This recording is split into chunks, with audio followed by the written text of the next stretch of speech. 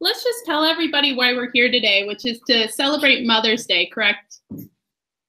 That is correct. Yeah, so we're talking about an initiative we're doing here at ArtistWorks called Pass Down Sound. And that's all about just passing down the sound through your family. So part of why we want to celebrate that today is to talk a little bit about your family and how you grew up around music. Do you think you could talk a bit about that? Sure. Am I supposed to be seeing the comments right now? Because I'm still not seeing any comment. Yeah, I'm sorry for the technical difficulties. I'll bring the comments up to you as I see them. Okay. But right now, let's just talk about how you grew up around music. Well, yeah, I mean, my mom and dad were huge music fans, and you know, my uncle was a self-taught musician, so there was always music around the house. You know, my mom and dad were not musicians or players themselves, but they were music aficionados. They always had, you know, amazing music playing around the house, and I wasn't raised on any top 40 radio, so you know, a lot of bluegrass, folk music, singer-songwriters, blues, jazz, rock and roll. You know, so a little different way to grow up on the Alabama Gulf Coast. So, you know, that's kind of it. I mean, there was always parties that we went to that revolved around music. A lot of people playing, and I think that, you know, if you're a young, you know, even a baby, you know, and you're around a lot of music, I think this stuff kind of seeps into your blood and your bones. Before you're even able to physically pick up an instrument, you know. So I think it's a huge part of kind of you know, getting into this. I mean, a lot of people I know are kind of in the same situation where it was around, they were around it, or there was some story of, you know, some family member or somebody that they really looked up to that kind of got them into this. So yeah. That's awesome, Guthrie. I know that musical influence has been a big part of what's made you the musician you are today. Is there anyone specifically that you can thank for passing down sound to you? Any people that come to mind who were really big influences to you? Well, my uncle, especially, who I looked up to as kind of an older brother, being an only child, you know, I looked up to him. He was still is a super cool guy and very talented in many ways. And you know, he taught himself how to play music by listening to records, and I would hang out with him after school and just kind of, you know, learn to play very organically from him. No, I don't know how to read music, or I didn't ever take formal lessons or training or anything like that, which I think a lot of our favorite musicians that we know and love in many genres they're self-taught. They learn to play in clubs. They learn to play by playing with other musicians rather than learning something, you know, that's very clinical, and you got to have some heart and soul in music to survive. So that's a big part of it. So yeah, him especially, my folks for being so super supportive and never, you know, trying to get me to waver from you know, what I wanted to do and being a musician, you know. So and there's many others. I mean, the list goes on and on and on of people that have helped me out in my career. So yeah, I mean, you know, my family, I think, you know, most importantly, it was them, you know. Absolutely. And I'm going to pull up a comment we have here. Someone's asking you, Mr. Tony Roll is asking, why do you speak about your 335? I'm looking for one, and more info about it would be welcome. Can you give Mr. Tony Roll any information there? What was the first part? Why do I speak about it? Yeah, your 335. He's looking for one and wants more information about it. Yeah, it's just, you know, this is a 1969 Gibson 335. It's an extremely versatile guitar, and if I'm not playing straight ahead country music, I would probably be playing this guitar.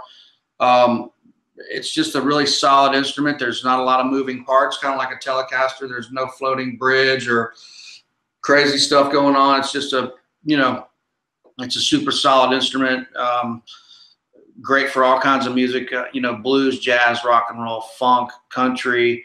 I mean, guys play indie rock, hard rock, you know. There's a ton of different stuff you can do with the 335. It's just a great guitar to have in your arsenal.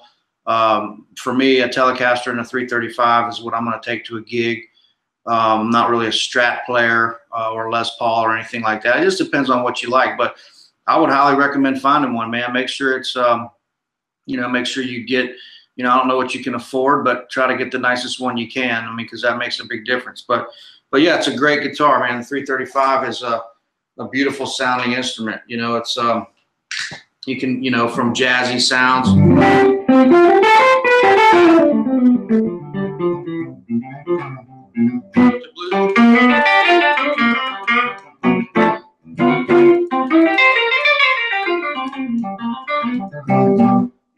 To country stuff, I mean,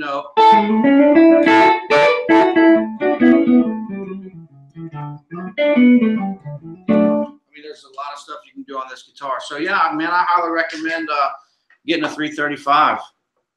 Wow, that's awesome. We actually had another question come in. I know we want to get back to talking about your family, but I'd love to answer this question from Ralph Johns. He says, do you have any plans to tour the UK? If not, he'll come all the way to Nashville to see you. Looks like you have a fan here. Do you ever go to the UK to tour? Actually, I haven't been there on my own, but I've been there I have been there a bunch of times, but I'm going to, we'll be in Dublin, Ireland, Manchester, and London in October with John Oates, kind of early-ish October. So look for us there. Come out and see us with John, man. It'll be a great show. Awesome. And one more question came in. What club should a new person in Nashville go to meet the most in-touch people? I know you're very involved in Nashville, know a lot of people there. Any insider tips? Yeah, it's not really so much what clubs are. It's what's going on there and on a particular night that might fit what the road that you're wanting to go down. So, I mean, if you're in town and you're an indie rock musician and you go to, I don't know, vintage country night at some place, then it's probably not going to be the right fit for you. So Nashville has a lot of great clubs, but it depends on who's playing there. So it's kind of less about the venue and more who's playing at the venue. So I would say search out, what fits, your thing, and then try to tailor that to where you're going to, maximize your networking, here in town. So, I mean, it's just something you gotta spend a lot of time here, man. You gotta get out. You gotta see what works and see what doesn't. That's the $1 million question, right? So there's no real easy answer to that. I would just say, scour the paper, get on Just Do It, that app that kind of tells you all the great things that are going on nightly musically in Nashville, and get out and try to meet as many people as you can. Wow, that's really great. I know that that's just so important in this area of music, and networking is so critical. We have another question here. They asked, how were the gigs at D's? Do you have any more dates there? Yeah, next Thursday I'll be there, and then we're doing a bunch of Saturdays in June with Dylan Altman and all these guys that I play with, Jimmy Wallace from Joe Walsh's band, and some of the guys from the Wallflowers and all these different guys. So we'll be doing that Saturdays in June from 10 to 1.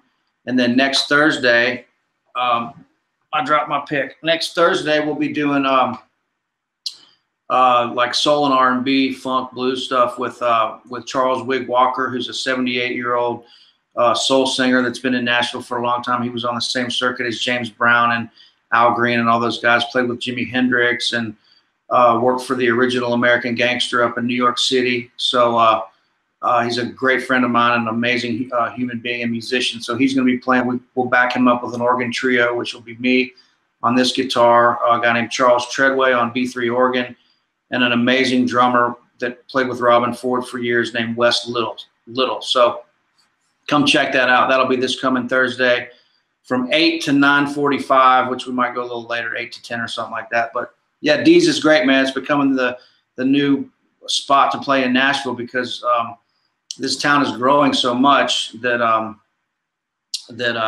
we're having to find these cool little hole-in-the-wall places to play that don't micromanage our music and let us come in and be creative and do what we want to do. So that's what we're searching for here in town.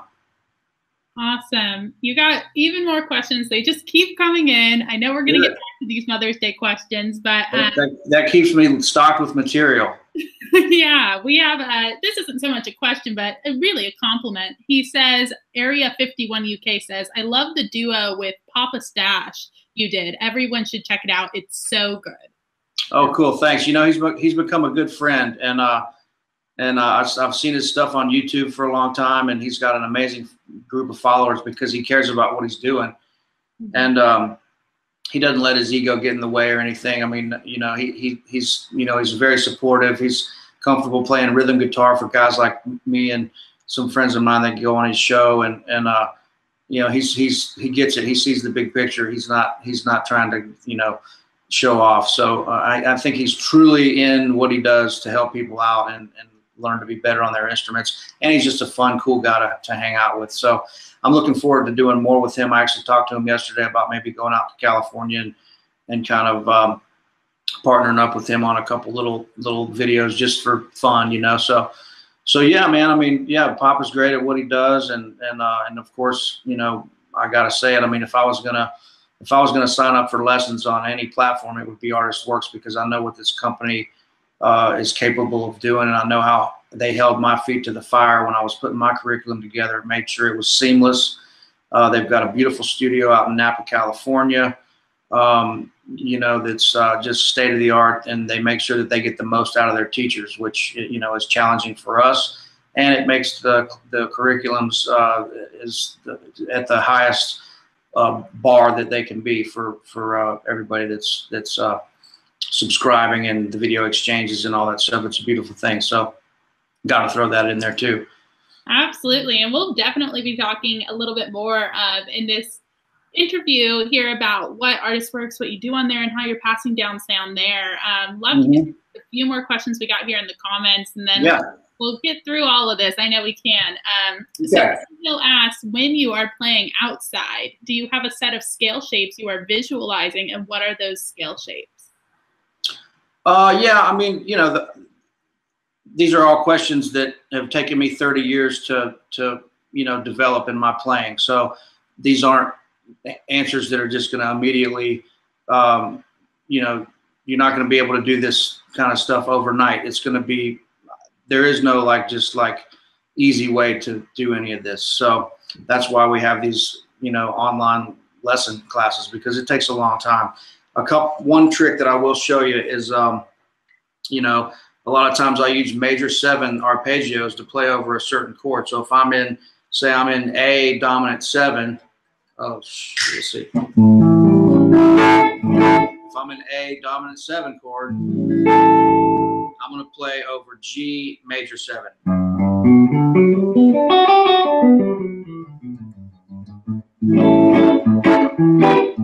So A blues, and then G major 7.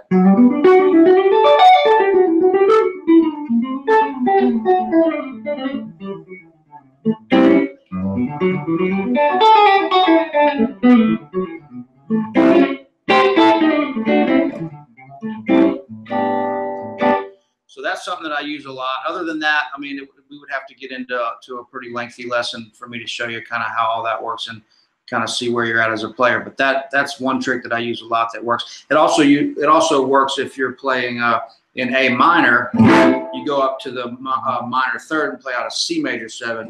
So if I'm in A minor,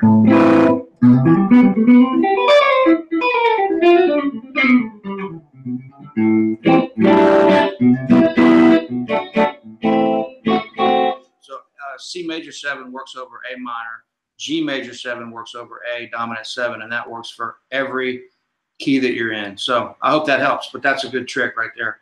Yeah, Guthrie, am I correct in saying that you probably have more lessons about that on your site, or you could work with the student through video exchange on something like that? Oh, absolutely. Yeah, that's what I mean. So to get, you know, what I can barely scratch the surface on that subject with what we're doing today here, but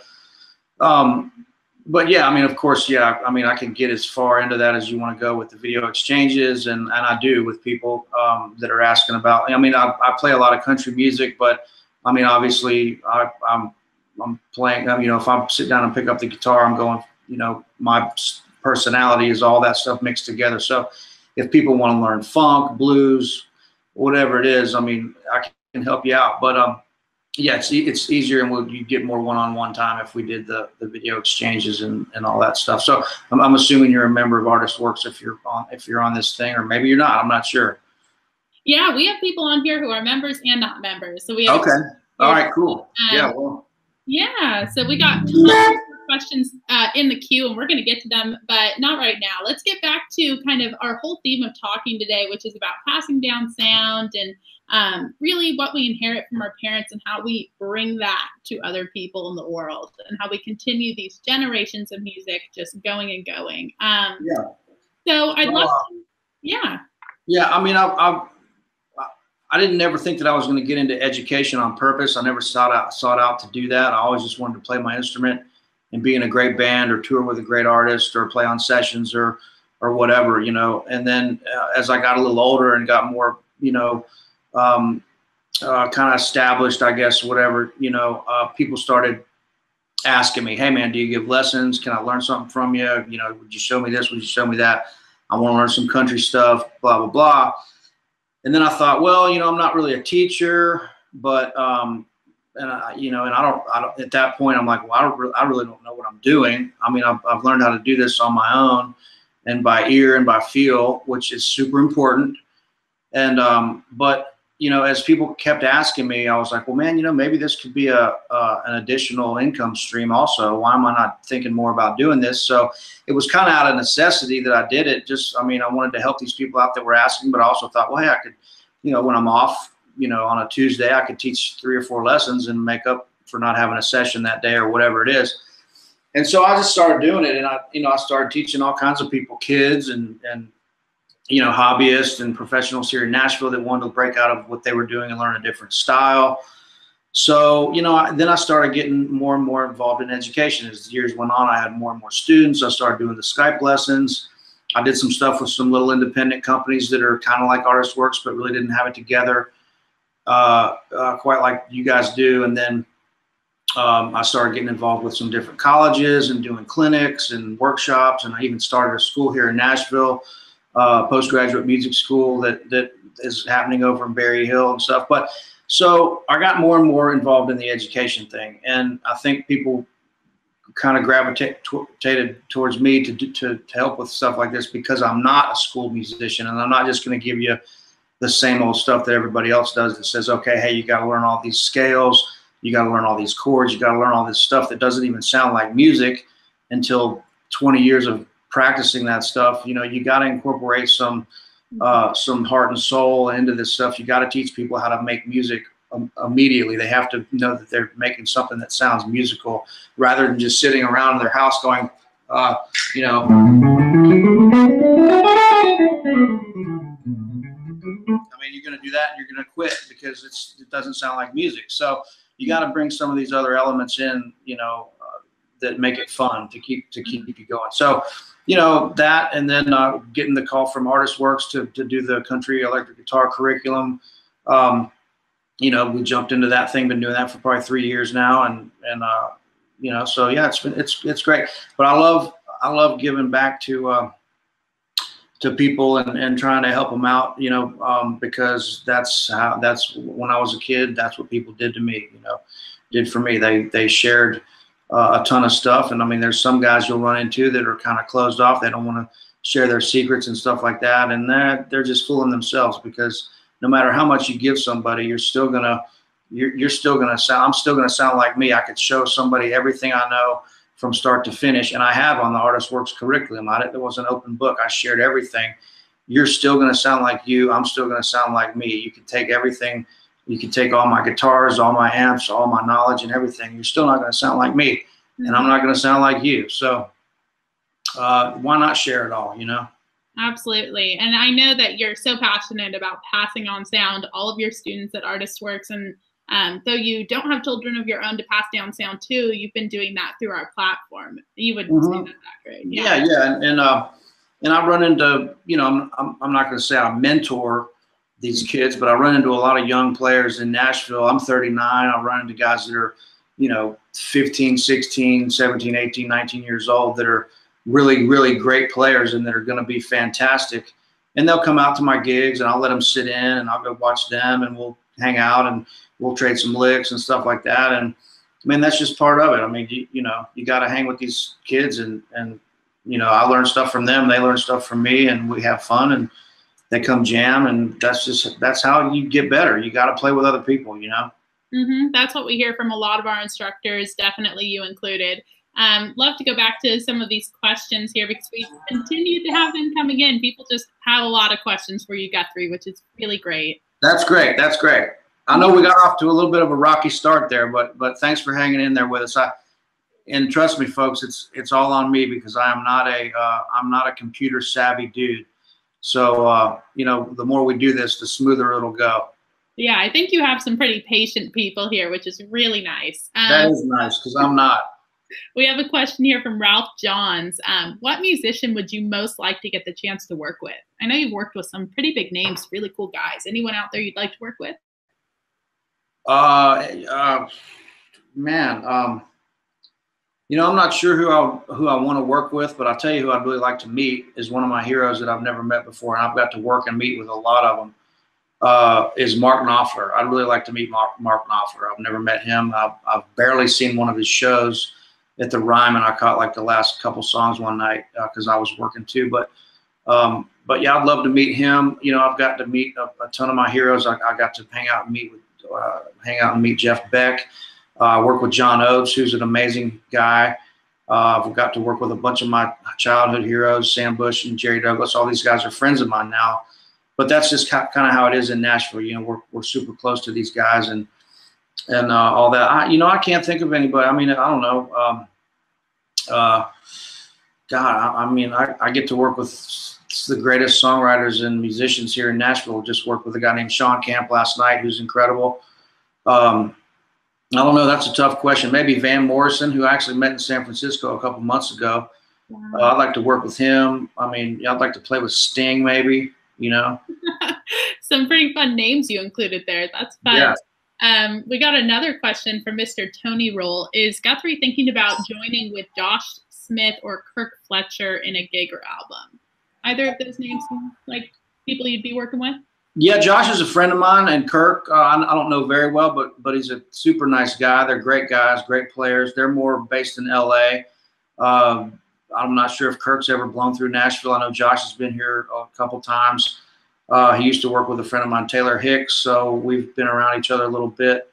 I don't know if we're going to do anything collaborative. I know me and Josh did a clinic out in Oklahoma last year or maybe the year before, which was a blast. I mean, but I think, you know, Josh is doing his trio where he sings and plays guitar, and he's promoting his own band, and I'm trying to promote him. Man, we're all just trying to promote our own stuff, you know. So yeah. If the opportunity came along to all play together, I think it would be a blast, but I'm not sure if it's something that we're pursuing. Absolutely. Very cool. Got another one here from Sean and Ben. Hi, Guthrie. Greetings to you from Dublin. What's your take in picking, i.e. pick, slanting, hybrid, etc., and what do you use or recommend? I know this is something you do know quite a lot about. Yeah, and by the way, so you got, hey, howdy, by the way, from Nashville. I love Dublin and I love Ireland. You got to come see us with John Oates when we're over there in October. So check out the sites on all that. Come say hi to us. So one thing, when I grew up, I was playing a lot of bluegrass music. So I think that something that helped me out a lot was learning how to flat pick, which is playing bluegrass style. So that's a lot of down up picking, which is like this. So like let me turn this thing on real quick here. So be more like this, you know.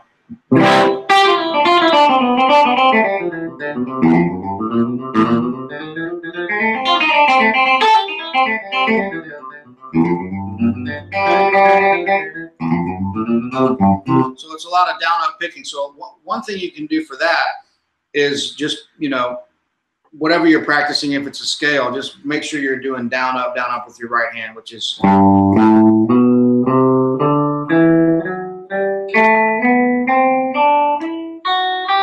know, so it's down, up, down, up, down, up, down, up. So that'll improve your right hand immensely, and it'll really connect your right and your left hand together to where they're firing off at the same time. And then, you know, once you get a nice comfortable right hand going, you just start incorporating these other fingers, your little finger, middle finger, and ring finger, you know.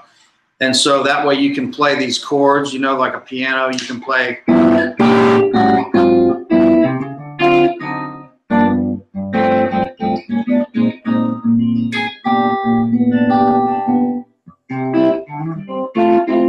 can start using your fingers in there. As far as the country stuff goes, you know, I'm using a lot of my middle finger, and then for the double stops, I'm using my ring finger. So that's like if I'm playing this, I'm using my pick, and then my two fingers for these two notes.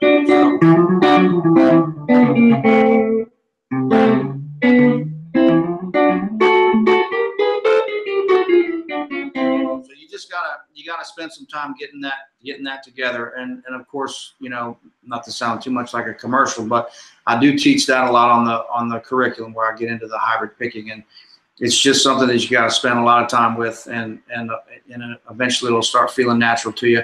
But you know, for the single note stuff, I'm using my middle finger, you know.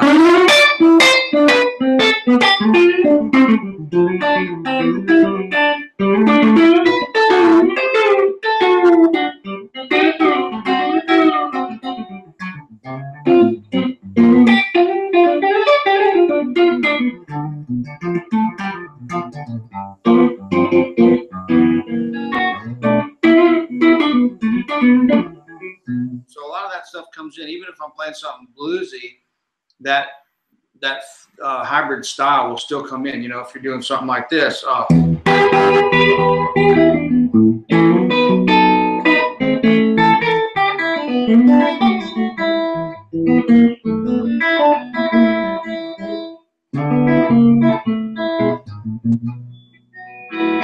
I hope that helps. That's also something that takes kind of a while to explain, which I know we don't have time to, but feel free to reach out and ask me more about that. I'll get more in depth with it. But yeah, man, just try to incorporate those fingers when you can, doing some of those, like, you know,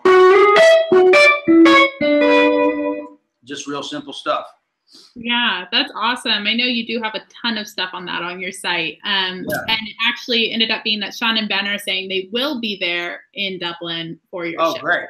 So really great stuff there. Yeah, cool. And we got a compliment here. Looks like from one of your students, which I know is a really powerful thing to get. They say, I'm a 20-plus year recording and live performing musician and just started your lessons. Your perspective has been one revelation after the next. And like you said, all the lights went on. Thank you, Rich. Oh, very cool. Happy to hear that. Mm-hmm. Yeah, I'm sure you get a lot of feedback like that from your students. That's awesome. Thanks. Yeah, and we got a question here from Ari. What are some good ideas going from 1 to 2M or a 6M? The progression comes up a lot, and I find it a bit tricky to come up with something interesting for it. It's all about using those chord shapes. Hey, Ari, how you doing, man? You know, if I'm going from G to A minor to 4, you know,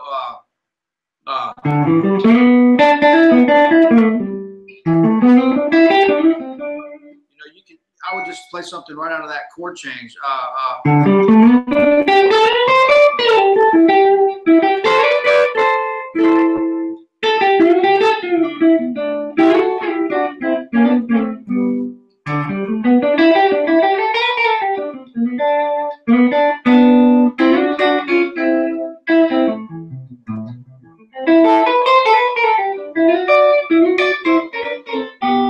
Let's see if you're going.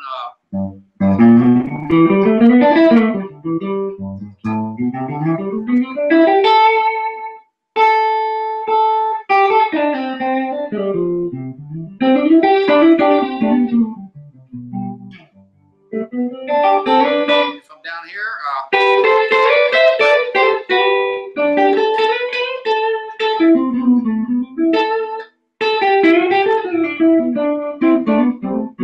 so I'm going to the 4 chord. I mean, I'm going to the 5 chord actually, all right, but like, you know, that kind of stuff.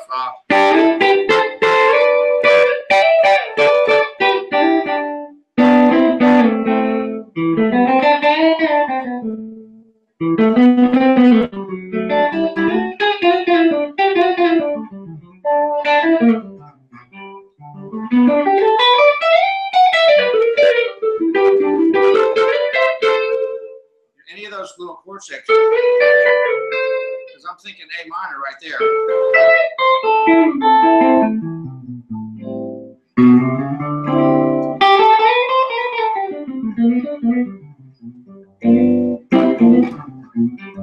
And if you go into the 6th minor, you just keep playing the same thing you would play in G because it works over E minor. So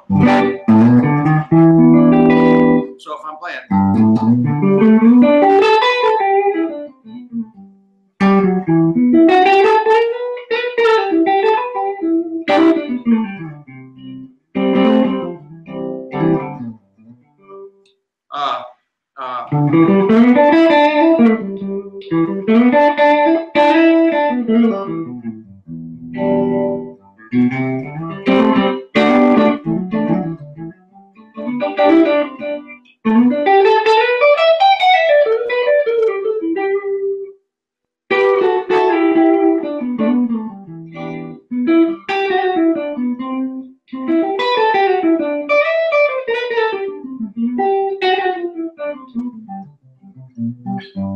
Couple weird notes in there, but anyway, that you're sticking with the same thing because look, here's G,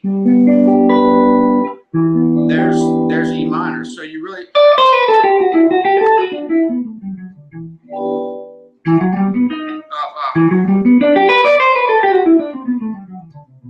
so that's G. So E minor and G, it's all about just where the bass note lands. You're playing the same stuff.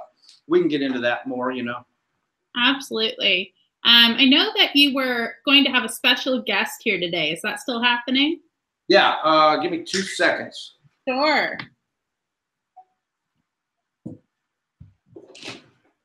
Oh shit! Sorry, Mom. Yeah, come on in. Let me get you a chair here. I know. Where do you want me here? Just sit right in that brown chair. Hi. Hello. Awesome. Guthrie, do you want to introduce us to our new guest? This is my mom, Mary Trapp. She just flew in last night from sunny California. Ooh. Greetings all. Yeah. This is Amanda from ArtistWorks. Hi, Amanda. Yeah, great to meet you. So as you know, we're meeting here today to talk a little bit about our initiative Pass Down Sound, which is our initiative around Mother's and Father's Day. And we want to talk about the ways that we inherit music from our parents and how we pass that down. And Guthrie's given a little bit of insight into the fact that you weren't necessarily a musician as he was growing up, but you really did introduce him to a lot of musical styles. Could you talk a little bit about that? Well, yes. We in the Trapp family, we love music. In my family, I really wasn't exposed to a lot of music, but in my teen years, in the little town where I grew up, it was all about going out dancing to these little dance places in high school, teen town, and there was one called Chatterbox, and so my first love of music was through that, and I still to this day love dancing. And I remember the first folk song I heard was "If I Had a Hammer," and it was in the basement of our house where we had a pool table set up, and I had a little record player down there, and I had friends over, and we were playing music, and that was one of the records that I had back then. So. Oh wow, yeah, it sounds like a lot of really interesting musical styles in your family. That's really great. Guthrie was also telling me you recently took up kind of guitar as a hobbyist. Is that true? Yes. A friend of mine started taking lessons at this place in Pensacola, Florida called Blues Angel Music. She got me a gift certificate for 4 lessons, but I had already taken a few lessons with a neighbor down the road from us in our hometown now, Lillian, Alabama. Okay. And she's a songwriter and plays guitar, and she's all about environmental activism and going into schools and playing her songs and trying to educate children about the importance of respecting the earth Oh, that's such a powerful use of music. Would you say that taking up a hobby like an instrument, are you inspired by Guthrie to do that, or what really inspired you to want to do that? Well, a challenge really, because I had my 70th birthday, March 20th. Mm-hmm. So anything I can do to keep my mind active, and I'm also physically active with walking and hiking and and doing yoga and all that. So they just got back from Yosemite. They were out in Yosemite hiking all over the place. That is gorgeous. Just got back last night about 1:30. Yeah. Well, thanks for coming on after such a late flight. It's so exciting. Oh, no problem. I'm happy to do it. Yeah, we called it our big tree trip. Really? Did you we had never seen the redwoods, and we had never gone to Sequoia and all that. So that was so special. Oh, very special. Well, I want to actually give a challenge to your son right now. I want to see if he can actually play a song for you for Mother's Day. Think you could do that, Guthrie? Yeah. Sure, I can try. I don't play a lot of songs. My solo act is not very strong, you know. No worries. Just maybe play something for your mom, something that reminds you of her. Okay, I think she'd probably like this song. Here, let's see. I like anything he plays. So. Oh, that's so sweet. I'm easy to please.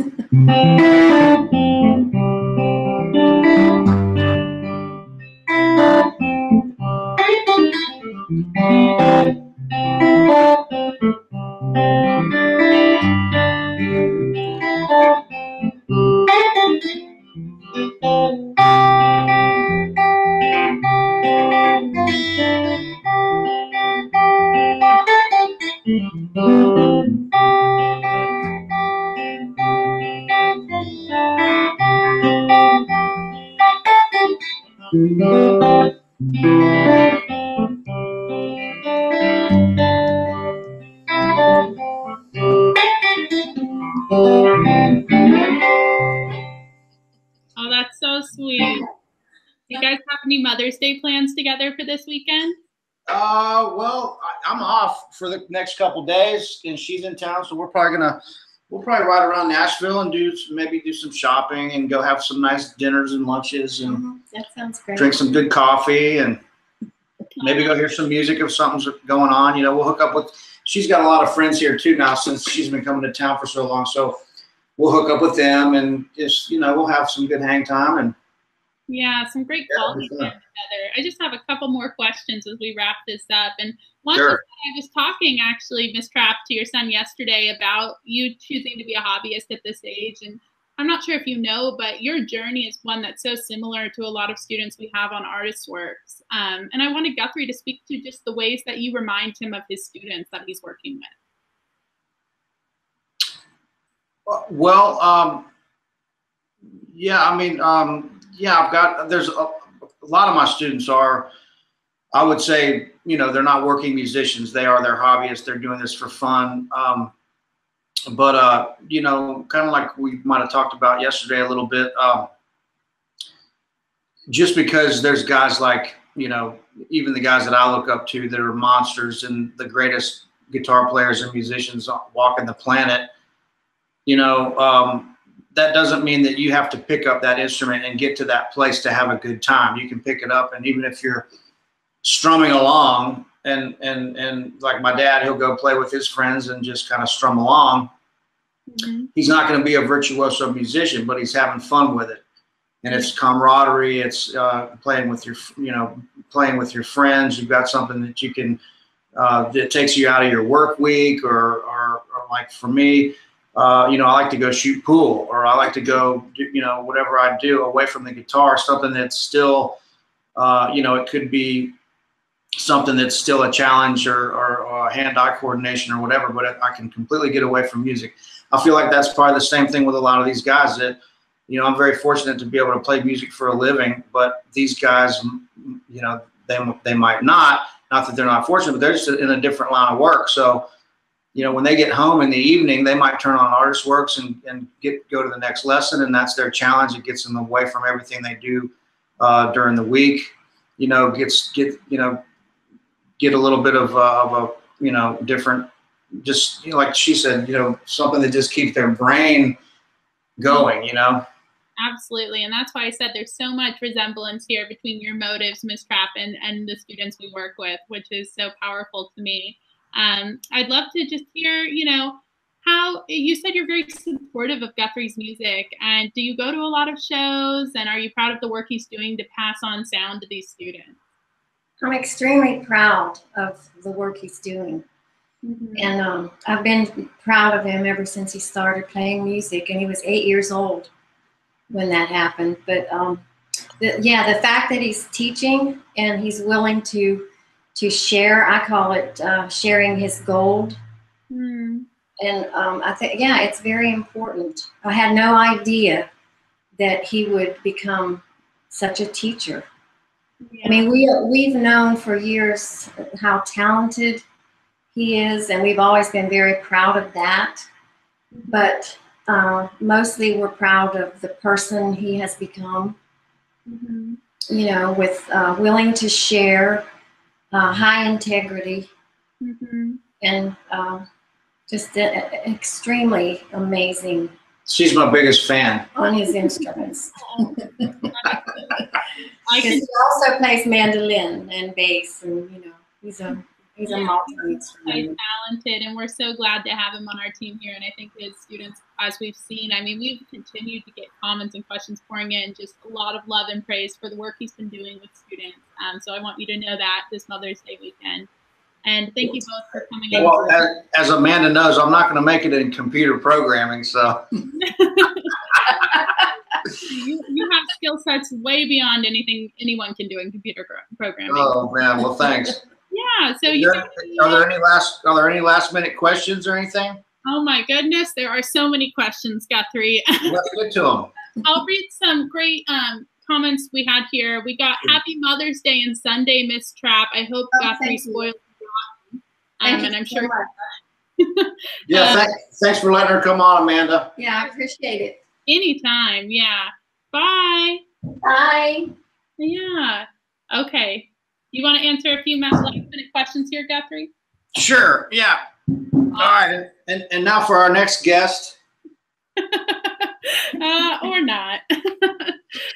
We have a question here. What other instruments do you play, and do you play them in recordings? I know your mom just talked a little bit about this. Yeah. Well, yeah. I play a lot of acoustic guitar, and I play a lot of mandolin and bouzouki and different stringed instruments. I play some bass. I really enjoy playing the bass.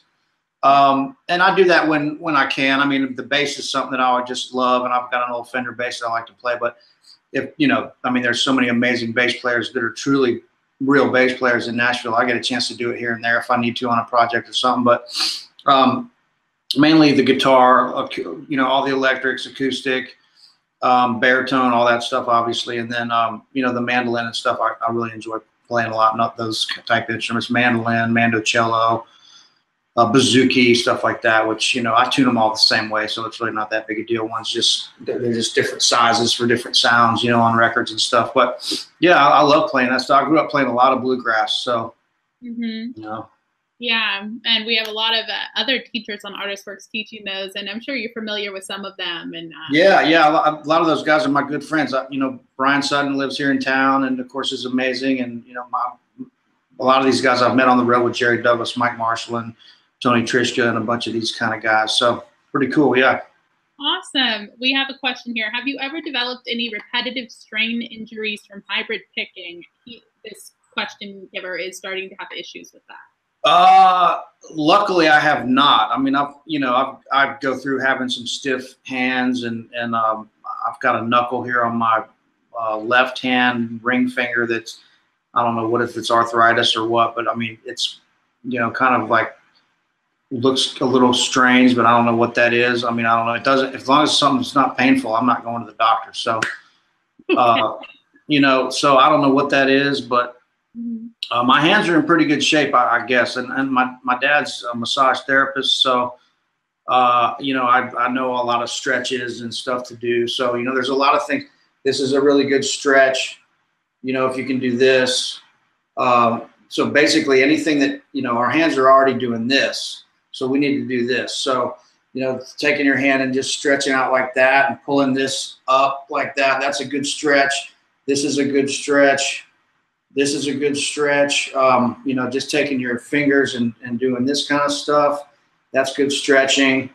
I'm always stretching my fingers out, you know, making sure that they're, you know, I just do all the stretching I can do. You know, massage your upper and your forearm. That's going to get real tense.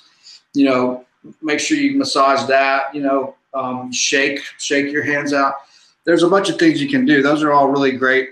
Those are great stretches and stuff you can do. But I recommend going and getting a massage and tell them, you know, to work on your forearms and all the way up into your shoulders and your back, because all that stuff, I mean, from playing and we're doing so much of this, you know, we're like this, so we need to do more of this. So I'll hang off the end of my bed and do some stretches. I'll lay on the floor.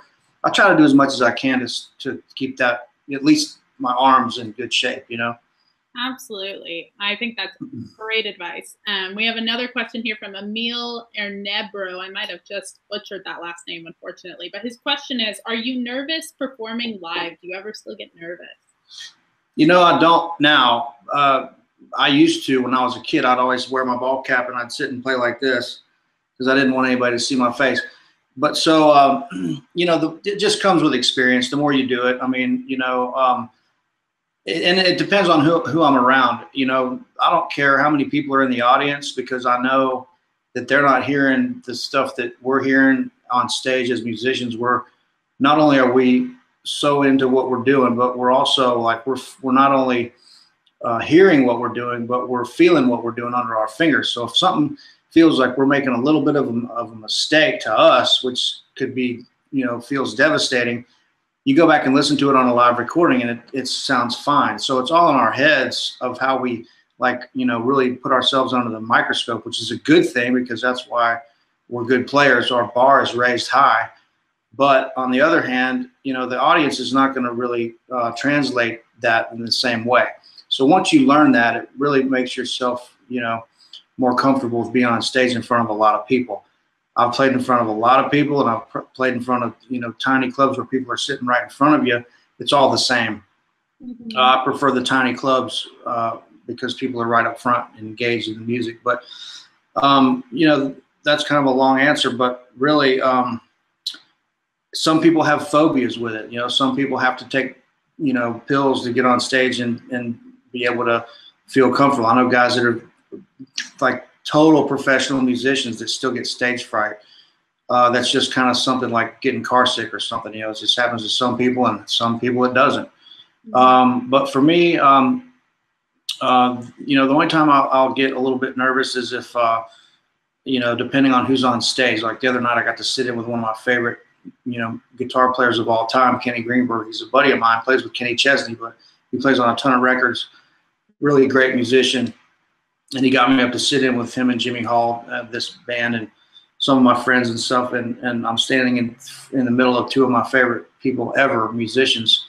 And at that point, I'm like, man, I want to make sure that I'm not, you know, I want to make sure I'm on the top of my game playing with those guys. And you know, you can get a little intimidated by certain people that you're playing with. But as far as getting up in front of people, I'm not scared to do that anymore. More comes from the people you're playing with, it sounds like, at this point in your career than anything. Yeah, I have. Yeah, I'm playing for the people that I'm on stage with versus the audience, you know?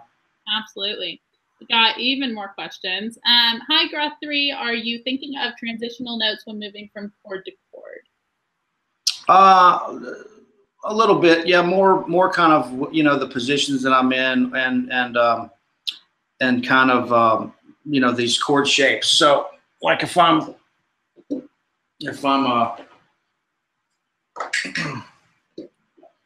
going from the G to the 4 chord,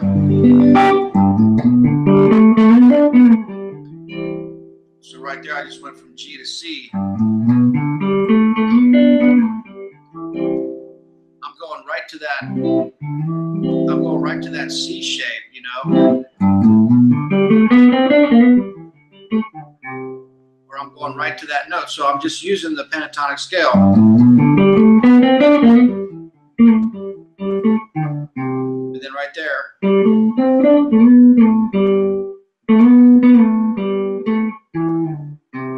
that takes me to my C chord. And that takes me back up to G. Or right to there. Or if I'm going to D, I'm just thinking about the shape of the chord and what you know, how that relates to where I am in my position. So if I'm there, so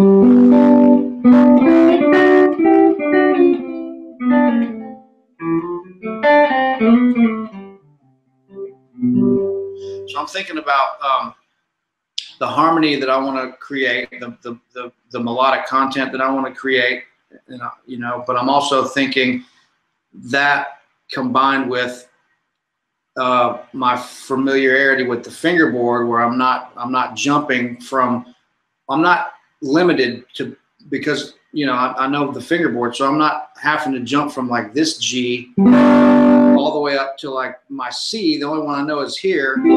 So, you know, if I only know where 1 or 2 C's are on the fingerboard, then I'm limited to have to go to those, and it's not going to sound right harmonically. So to create some really nice melodic stuff to where you're playing, you know, like you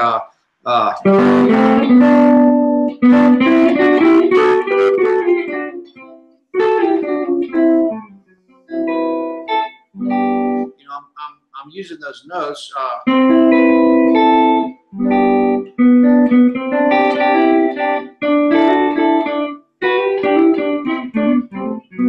creating little melodies versus having to just go to the chord that I know. So it's really about knowing those chord shapes inside and out, and knowing how to visualize the triads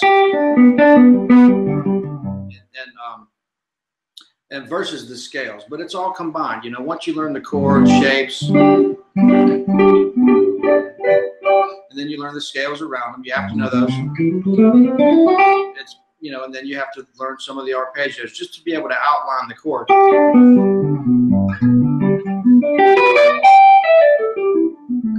You got to know those, because otherwise you're really going to be limited to the if you only know 1 G here and 1 C here and 1 D there, then you're pretty limited. But it's all about just you really want to be thinking about what you're playing versus you know, you have to use these shapes and these things that we always will on the guitar. That's like the fundamentals and the foundations of playing. But you want to be able to get away from that and make music, which is, you know, you want to be able to incorporate this the harmonic content of playing something that you're hearing or that really makes sense musically and that is a nice melody, you know, and it doesn't have to be complicated whatsoever. So I try to get people to really, you know, you got to have these fundamentals and you got to know that stuff really well, but you also have to not overthink it, because I see 90% of the people that I teach they really overthink it, and they want to know what scales to use over what chords and all this kind of stuff. And I'm really trying to come up with some concepts that really simplify that to where you can just really start making music and seeing those shapes. Because in order to be, you know, you have to be soulful, and you have to have great feel, and you have to have some, you know, a little bit of something inside of you to be able to do this.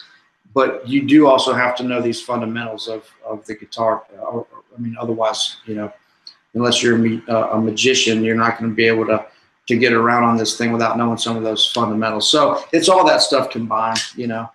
Yeah, absolutely. And it just goes to the real depth of information people can get on your site and through working with you that they can't get here. Right. Yeah, and I try to share as much of that kind of interpersonal stuff about playing music as I can with the technical stuff, because, I mean, like I said, you do have to have a good balance of both. But you know, at some point you just got to forget all that stuff and just play, you know. So, but yeah, I mean, it's kind of a fine line. You kind of have to have some of these fundamentals, but you don't want to overthink it to the point of not getting anywhere, you know. Absolutely. We have another question. We have quite a few. Dave Bashia says, you mentioned being into soul music before. What are some of your favorite soul albums and artists? What was the question again? Dave Bashia says, you mentioned being into soul music before. What are some of your favorite soul albums and artists? You know, a lot of the classic stuff. I mean, you know, more on the funk side. I mean, I love, you know, James Brown's great. I mean, all those guitar parts on James Brown, you know, all the Memphis stuff, you know, all those, man, just, it's hard to say. I mean, you know, all the classic stuff, you know, the Al Green, Donny Hathaway Live is a great record. You know, all the Al Green, all the Otis Redding, all the, you know, all the blues stuff, all the Muddy Waters and Howlin' Wolf and Willie Dixon and all that stuff, all the blues catalog, you know, all the soul and R&B. Oh man, like, golly. Wilson Pickett, you know, to the Stax stuff in Detroit. I mean, the Memphis stuff, the Detroit stuff.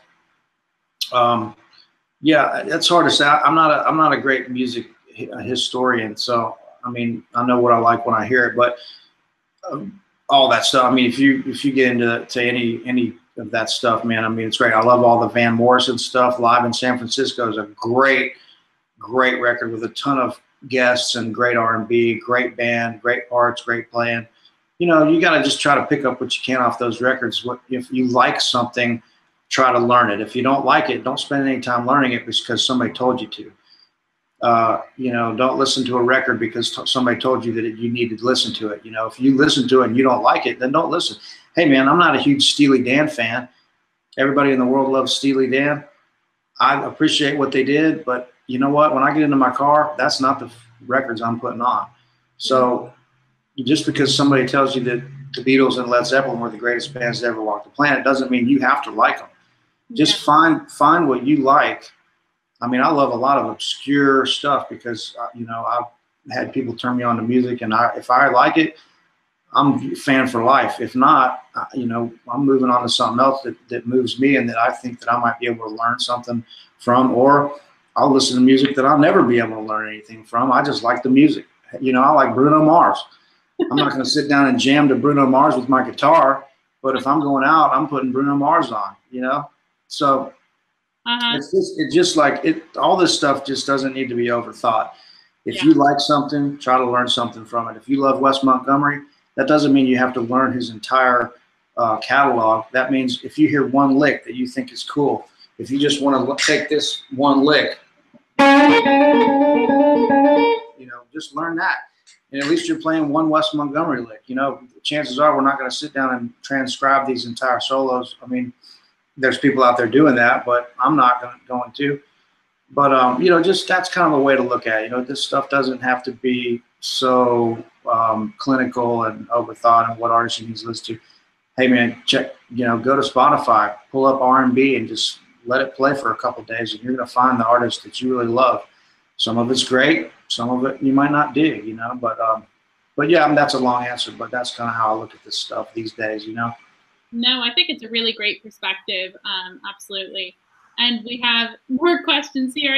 I love how much engagement you get on these. It's amazing. Yeah, let's go. Just want to talk to you about things. I'm not sure what this question means. Hopefully you do. Jeff James asked, were you ever able to get the green telly back where it was?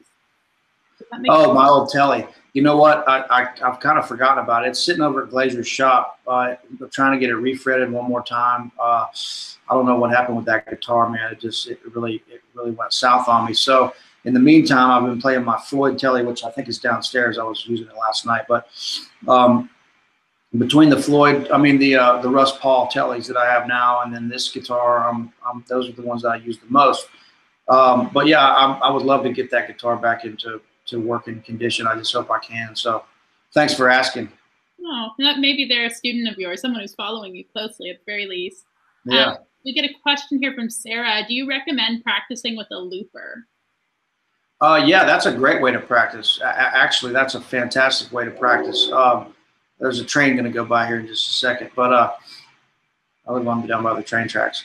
So yeah, I would say, you know, practicing with a looper is great. You just want to make sure whatever you're practicing to is in time. So that's why I encourage people to play along to records or with some sort of a drum machine. I mean, metronomes can be boring and they're crucial, man. You gotta really learn how to play with a metronome, which is fantastic practice. But you know, I've known guys that have practiced too much to a metronome and it makes their playing sound very stiff.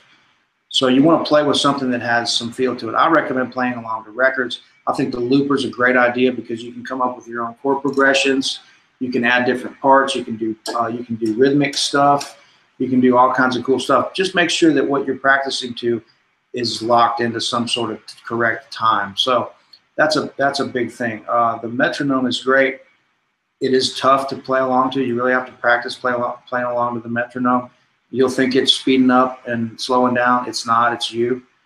But a drum machine can be fun because it's a little bit more musical. If you want to add a bass part to it, then you've really got a great rhythm track to be able to practice to. But yeah, the loopers are fun, man. I would say keep it up, you know. Awesome. Yeah. Totally following along with that, and that seems like great advice. We have 2 more questions here, and then I think we'll wrap it up and just talk a little bit about ArtistWorks, and then we'll call it a day. Does that sound good? That sounds good to me. Awesome. So we have a question here from Nordine. Do you have some special exercise to target the right notes in a chord progression? In a chord progression? Yeah, that's a hard question to answer in a short amount of time. So, you know, the target notes are the ones that are going to make it sound like you're actually changing chords. So, you know, once again, knowing those shapes, and I mean more of being able to pick out the key notes in a chord without even looking at it, or without having your hand there. So you know cold that when I'm in G and I'm playing this chord, all I have to do to go to C is literally, I'm going from B to C. I'm not really changing anything. These notes are staying the same. So I'm going.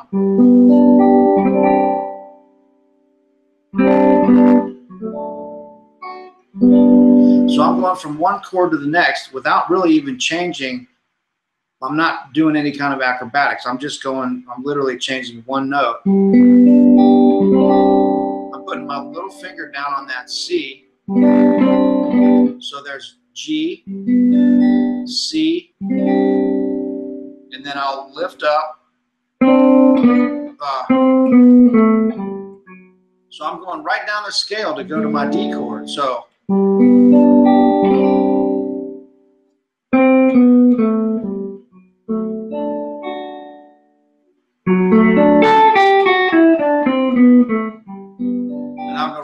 the scale to get back to my G chord. So I'm targeting the notes that make it sound like I'm changing chords, which are right out of the chord shape. So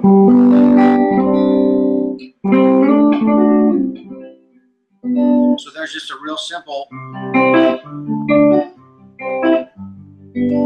But I'm going.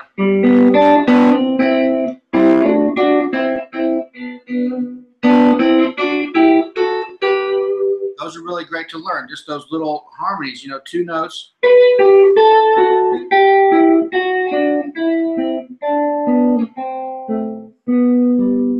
So I'm really just going, but when I do it in harmony,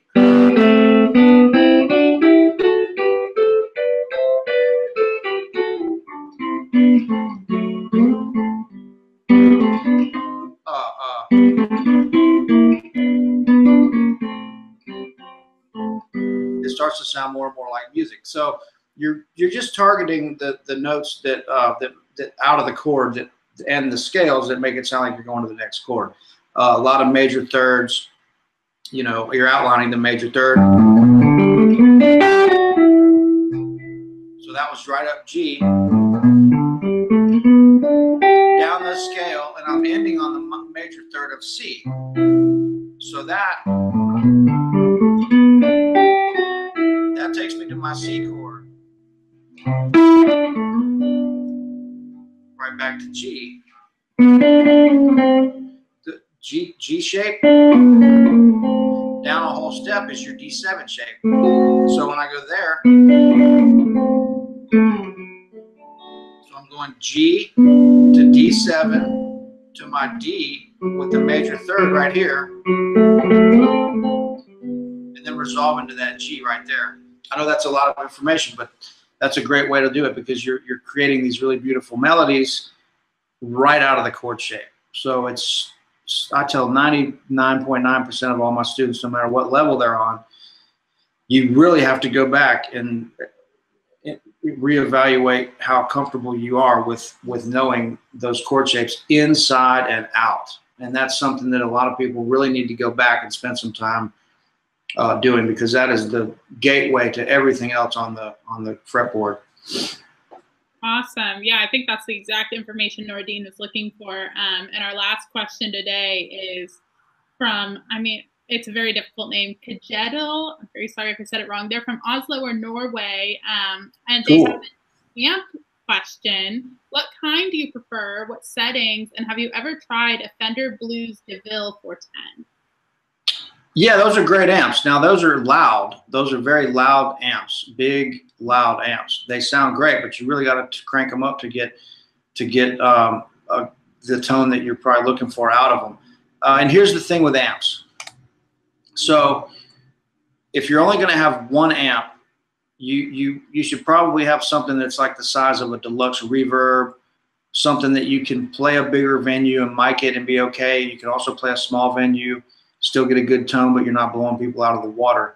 If you're a working professional, you have to have a bunch of different amps, because you want to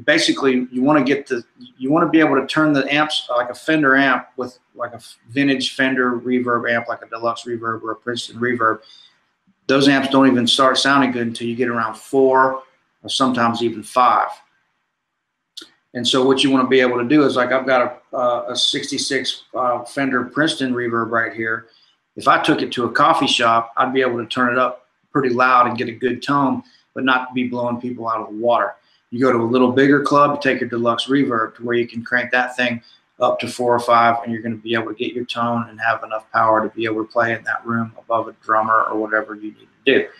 If you're playing outdoors, you know, have a super reverb or a twin or a pro reverb or maybe a Vibrolux or something where you can, again, turn it up to about 5, get a really nice bass tone before you incorporate any pedals.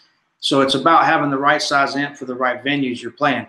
If all you do is play coffee shops, having a super reverb or a 410 Fender DeVille is it's a little bit pointless. It's overkill in the biggest way. And if you're out playing stadiums and all you have is a Princeton, unless you're Mike Campbell with Tom Petty, he can do it, but you're probably not going to have enough amp behind you. So if I was going to have one amp, it would probably be a deluxe reverb or a Vibrolux reverb, you know. But so that's kind of the thing. So that amp you have is a great sounding amp. It just matters if is it the right one for what you're doing in your musical you know, situation. So that's my take on that. I like to take these Fender amps and turn them up to about 4 or 5, unless I'm doing something like this where my volume's on like 2.5. But they still sound good. My treble is on about 4 or 5, depending on what guitar I'm playing. The Telly is a little brighter, so I usually turn the treble down a little bit. 335 is a little darker. I usually turn it up about a notch or half. Bass is on about 4, sometimes 4.5. Reverb's on about 2.5 or 3. And then the tremolo, I usually turn off and use a pedal. And then any overdrive, I'll use a pedal and stuff like that for that amp. So that's what I like to use.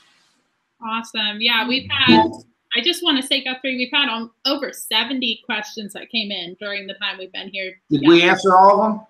We answered most of them, and some of them were just compliments and comments, and a lot of people saying hi to your mom, which was great. Okay.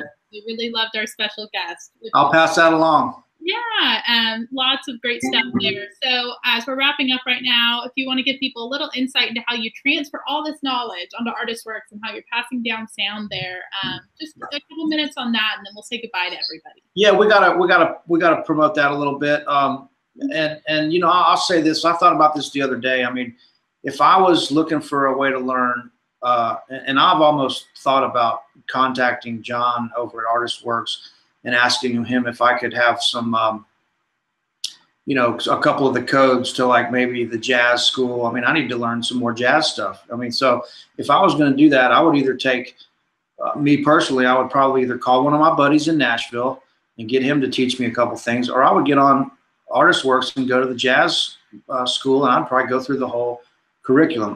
Might not have time to do that, but you know, the thing about ArtistWorks is, first of all, as soon as I saw when they first called me about doing this curriculum, I was about to sign with another company called Homespun, who's been in business for a long time.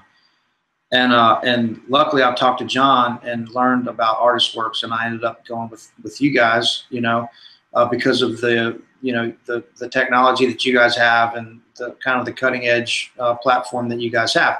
And you've stayed current being online and all this kind of stuff. There's a lot of reasons, but the main reason why I didn't really question anything and we didn't have to go through a whole bunch of back and forth stuff was the fact that all the artists that I saw on your teaching roster that you already had before I even, you know, considered doing this, you know, it was guys like Brian Sutton, Mark Marshall, Tony Trischka, Andy Hall, Missy Raines, the Bluegrass School, you know, Martin Taylor, John Patitucci, Nathan East. I mean, I've been seeing these guys' names on record since I was a kid.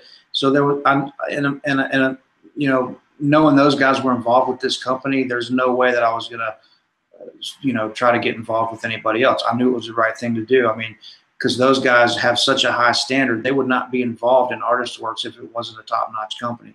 I've hung out with David and Patricia, the owners, a bunch of times. They've come to concerts. They've come to Nashville. We've hung. We've had dinner. We've had wine. We've had great hangs. We've talked about all kinds of new stuff. Me and John Graves have hung. We've spent time together. These are friends of mine. I like them as people. And when we started putting this curriculum together, these guys were, you know, they knew exactly what they wanted out of me. And of course, you know, it's my knowledge and stuff that is in the curriculum, but they knew exactly how to get what they wanted to keep this, you know, a seamless curriculum with everything being totally sequential, from how to hold the pick to everything that I know up to this point on the guitar being, you know, available on this curriculum, where I spent probably a couple months here in Nashville going to coffee shops and in my living room and just sitting down with a notepad and really getting into this curriculum and really mapping this out. And I would send drafts back to them. They would send drafts back to me and go, hey, this is great, but we need this, and this. I mean, these guys, they run this company like, you know, it's like a fine-tooth comb. So it really challenged me to put together this curriculum, and I'm proud of it. I mean, there's over 300 lessons. I think there's beginner, intermediate, and advanced. There's 5 camera angles. The audio is incredible, crystal clear. Everything's broken down, you know, to the, you know, most finite level.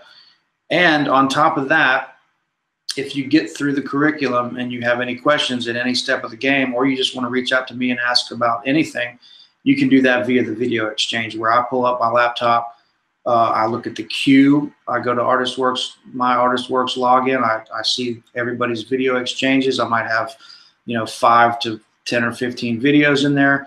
I come into this room in my house, I turn my camera on, I pick up my guitar, I listen to all the video exchanges, listen to everybody's questions, listen to their playing, and then I respond. You know, I hit record and I sit here and I break this stuff down as the best that I can in the most simplistic way that I know how, to where it's clear to you guys, and we start this dialogue and we go back and forth. And I've got guys all over the world that are doing this, from you know, South Africa, Korea, Australia, you know, all over the place. And man, I love it. I mean, there's great guys. I can't tell you how many people that have students that have come out to shows and have come to Acme in Nashville. They pop up at all these gigs, and it's great, man. There's a bunch of great guys here that are here for the same reason.